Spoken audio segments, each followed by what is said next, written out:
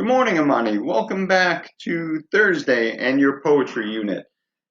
We are still working on hyperbole, that word, that figurative language, which we're just going to go back a little bit to describe as a word that's an exaggeration. If you're looking at the screen right now, you're seeing that hyperbole comes from the Greek word meaning overcasting, kind of overshooting. It's a figure of speech that involves exaggeration for the sake of emphasis. We're really going to focus on that emphasis today. The modern equivalent is, man, that is just OD, overdone. So hyperbole is an exaggeration. It's an OD. I want to go over today's objective. Let's really stamp this objective for you, what we're trying to do today. Today, what we're doing is we are stamping that knowledge and understanding of hyperbole and how its usage affects tone in writing.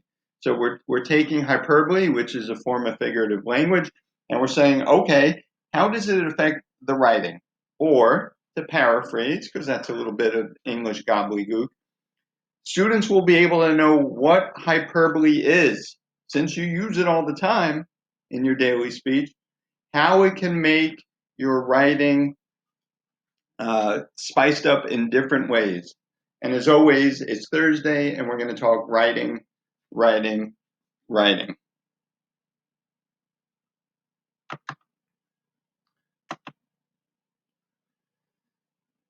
So the poem that we read on Monday had to do with little Peggy Ann McKay, who faked that she was sick. She came up with all these exaggerations about the things that were wrong with her. They were so OD, you should have picked up at some point during the poem that this cannot be happening. This girl is, absolutely exaggerating. She's using hyperbole. Okay. And then the last lines of the poem is, what? It's Saturday? I get to go out? So it's like the whole tone of the poem, okay, it is humorous, or it's just outrageous, or a couple of you had some other descriptions for it. But what we know is that what it did for the poem, okay, by using these exaggerations, it made, for a silly poem. So it affected the tone. Today, what we're going to look at is this. We're going to take a look at this particular poem, which you should have read already in your packet. And again, it's hyperbole. It uses hyperbole to express something. As we read this poem, I need you to start thinking about writing about it. What does this hyperbole do, okay, for the poem as far as tone goes? Is the hyperbole so extensive, so crazy, that it makes this poem silly? The tone is silly, or the tone is humorous, or the tone is outrageous, or the tone is irreverent. All these things. The hyperbole does something. So when you start answering that question, okay, how, because the question you're going to see later on in this video, how does hyperbole affect the tone? You need to be looking at all these exaggerations, all these hyperbole, and how the poem in particular ends. So let's read this poem. Everybody with me? Cool. I ate a spicy pepper from my brother on a dare. The pepper caught my head on fire and burned off all my hair. Really? My mouth erupted lava and my tongue began to melt. My ears were shooting jets of steam. At least that's how I felt. I ricocheted around the room. I ran across the ceiling. I dove right in the freezer to relieve that burning feeling. I drank 1,000 soda pops and chewed a ton of ice to try to stop the scorching of that spicy pepper spice. At last, oops, bear with me.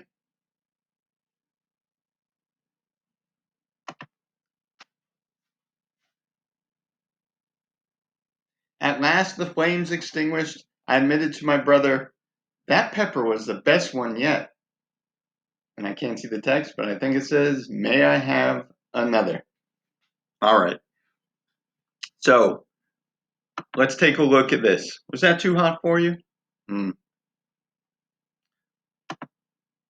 All right. Just how hot is it? Let's see. Again, let's just, when we watch this video, think about the exaggerations as related to the poem. Everything was exaggerated about the spiciness of the pepper, and then there was a twist at the end. So let's take a look at Homer.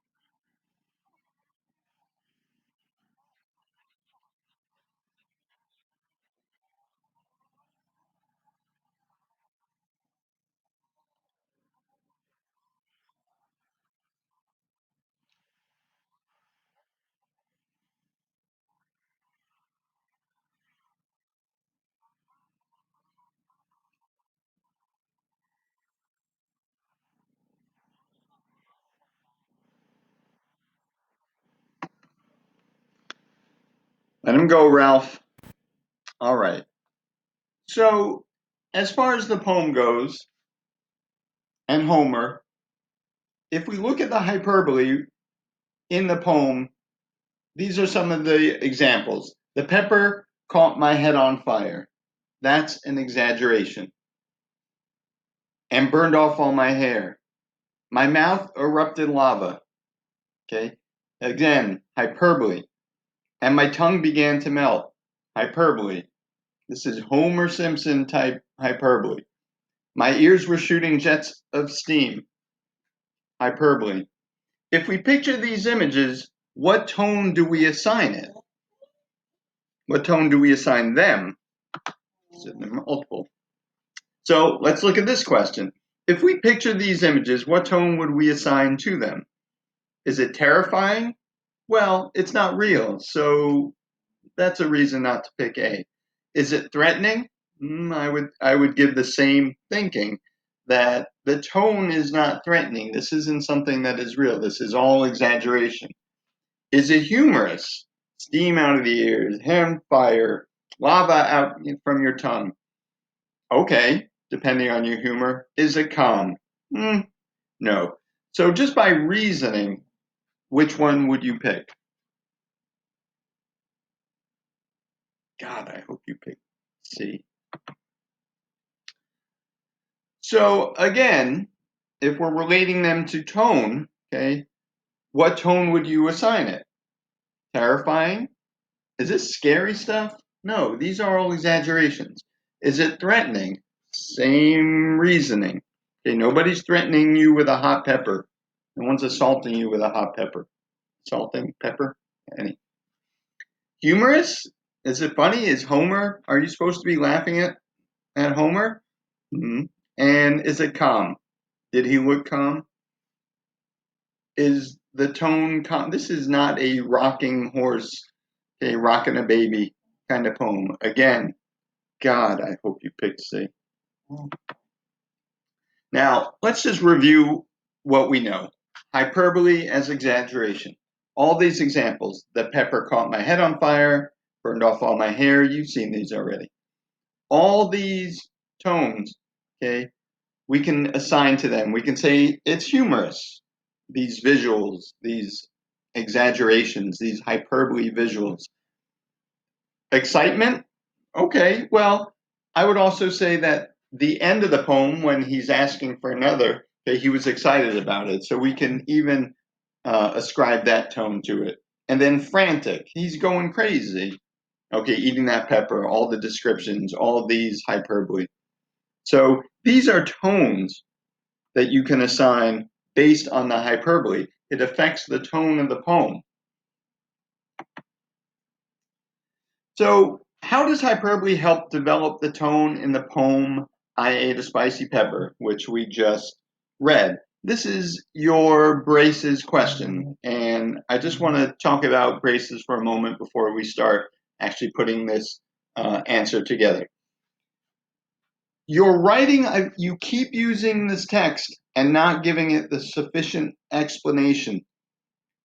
If you're going to use a piece of text, okay, you need at some point in your answer to tell me, why is it significant? Why did you use this particular piece of text in your writing? What are you telling me about this text?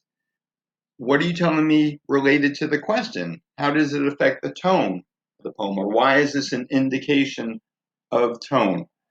I need your explanations of your text evidence to be longer.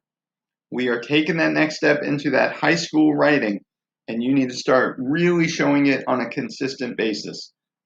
So, how does hyperbole develop the tone in the poem I Ate a Spicy Pepper?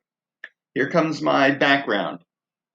Hyperbole is often used in poetry to emphasize a point, feeling, or emotion, like happiness or pain or frustration. Take a look at that for a sec. Read it to yourself.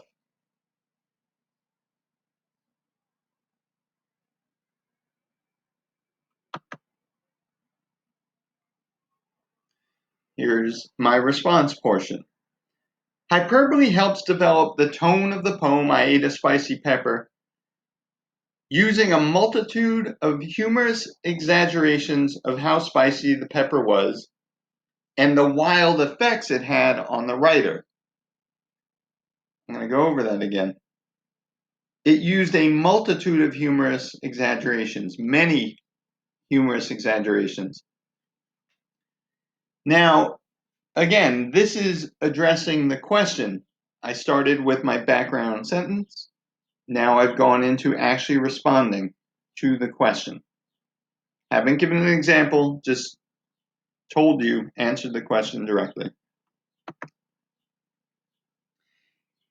You'll notice that I put here ACE, so it's the answer, the cite, and the explain. And I want to give to you a quick explanation of why I put these all together. As writers, this is not a formula always to be followed in the sense that things don't always stack up. You might want to give a couple of explanations, or I'm sorry, a couple of text examples. There might be one single explanation for all your text examples. You have to start thinking of writers. Do I understand the question? Can I find examples? And can I explain these examples and how they relate to the actual question? So I talked about humorous exaggerations in my previous slide. A multitude of humorous exaggerations. Now I'm going to give those exaggerations, and then we'll see if I do a decent job of explaining them. One example of this humorous exaggeration is the pepper being so hot it caught my head on fire. A second example is the description of ... mouth erupted into lava and my tongue began to melt. Note that both quotations, both from the text, are in quotation marks. Some of you are leaving that out, and you always need to tell the reader of your writing where you're getting this from, and which is from the text and which is from you. These are not realistic descriptions of somebody eating something spicy. They're exaggerations that you would picture almost like they were cartoons, and therefore are humorous in tone and imagery. I gave two examples. Notice how I didn't give an explanation right after the example, because they both fall into that same category. They're both humorous, okay? They're both exaggerations, okay? They're both like cartoons, and they both have a lot of imagery, things that we can picture. Actually, imagery, this is a little heads up, imagery is going to be next week's lesson. I've given two examples, and I have kind of a blanket explanation for both of these pieces of text that I use. I put it all together. And here comes my summary. The spicy hyperbole with words like fire and lava give this poem a humorous tone, and it's really confirmed when, after all the writer's suffering, he wants to do it all over again. There's my little summary. Now let's take a look at it all together. Here it is. So the finished answer, always to be reread. You have got to read your writing, not only because that's what writers do, but catch the little mistakes. I actually made a little bit of edit change to this. It's just a couple of words off. I'm not going to go over it. But in order to, well, let's just put it this way. I caught something, I changed it because I liked it better. So my little box is blocking me from some of this. I'm not sure how to get it out of the way, so I'm going to skip a few words. But here it is. Hyperbole is often used in poetry to emphasize a point, feeling, or emotion like happiness or pain or frustration. This is back, you've already seen this. This is all my answer put together. Hyperbole helps develop the tone of the poem, I Ate a Spicy Pepper, using a multitude of humorous exaggerations of how spicy the pepper was and the wild effects it had on the writer. Again, this was my responding to the question. Slide number 2 over there. One example of this humorous exaggeration is the pepper being so hot it caught my head on fire. A second example is a description of dot dot dot. Mouth erupted into lava and my tongue began to melt. Here comes my explanation. This is the point where you guys need to improve on. These are not realistic descriptions of somebody eating something spicy. They're exaggerations that you would picture almost like, now I can't see the text, and therefore are humorous in tone and imagery. The spicy hyperbole, I think it says like words using like fire and lava, give this poem a humorous tone. And it's really something, something. When after all the writer has suffered, he wants to do it all over again, and something, something, eat another spicy pepper. Okay. The tone works when you use, okay, when you use, okay, when we're talking about tone and we're talking about hyperbole, how does hyperbole affect the tone? It affects it by doing something. It works for the poem. Okay, it creates something for the poem. It either creates humor, or it creates suspense, or it creates absurdity. Okay, because it is kind of absurd. Okay, so by the word by, that's a working word. Okay, you become a better ball player by practicing. You become a better writer by practicing. You become a better teacher by practicing. I become a better video teacher by practicing. I need more practice. I get it. I know. Go ahead. Bring it. I ain't scared. Here it is. Don't cry. Don't panic. Rewatch the video. Go step by step with the writing. It's the same. It is a formula in the sense that Braces gives you a outline, a formatting to follow. But the real writing comes in your explanation of the text. Explain the text you use. You know, the explanation should be longer than the text that you use by general rule. All right? Mr. A loves you. Get to work and show up today, Thursday, 4/7. Is it the 7th? 11 o'clock. I'll answer all your questions. Peace.